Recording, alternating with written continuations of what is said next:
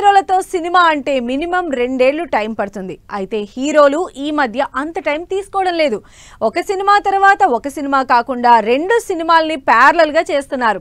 దాంతో అందరు హీరోలు ఫుల్ కాంపిటీషన్ మోడ్ లోకి వెళ్ళిపోయారు.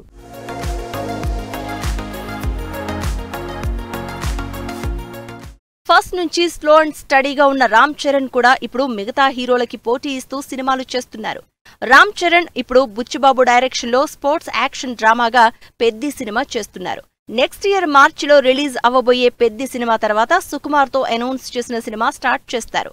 సుక్కు సినిమా స్టార్ట్ చేసే టైంకి కన్నడ డైరెక్టర్ నర్తన్ తో కానీ తమిళ్ డైరెక్టర్ లోకేష్ కనగరాజ్ తో సినిమా అనౌన్స్ అయ్యే ఛాన్స్ ఉందని తెలుస్తోంది. బన్నీ కూడా 3 ప్రాజెక్ట్స్ ని లైనప్ చేసుకున్నారు. ప్రభాస్ తో పాటు మిగిలిన హీరోలందరూ మల్టిపుల్ ప్రాజెక్ట్స్ తో బిజీగా ఉంటే బన్నీ మాత్రం ఎందుకు తగ్గుతారు? అందుకే అస్సలు తగ్గేదేలే అంటూ అదిరిపోయే సినిమాలు లైన్లో పెట్టారు. పుష్ప 2 క్రియేట్ చేసిన సెన్సేషన్ మరిచిపోకముందే తమిళ్ డైరెక్టర్ అట్లీతో సినిమా చేస్తున్నారు. ఈ సినిమా తర్వాత సుకుమార్ తో పుష్ప 3 ఆల్రెడీ లైన్లోనే ఉంది.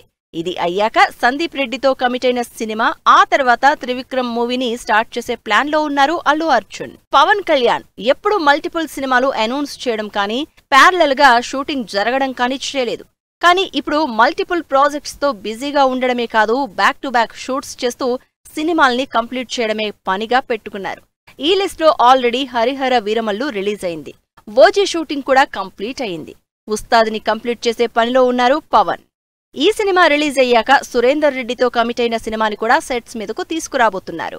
యూత్ లో ఫుల్ క్రేజ్ ఉన్న విజయ్ దేవరకొండ కూడా ఈసారి సీరియస్ గా 3 సినిమాల్ని లైనప్ చేసుకున్నారు.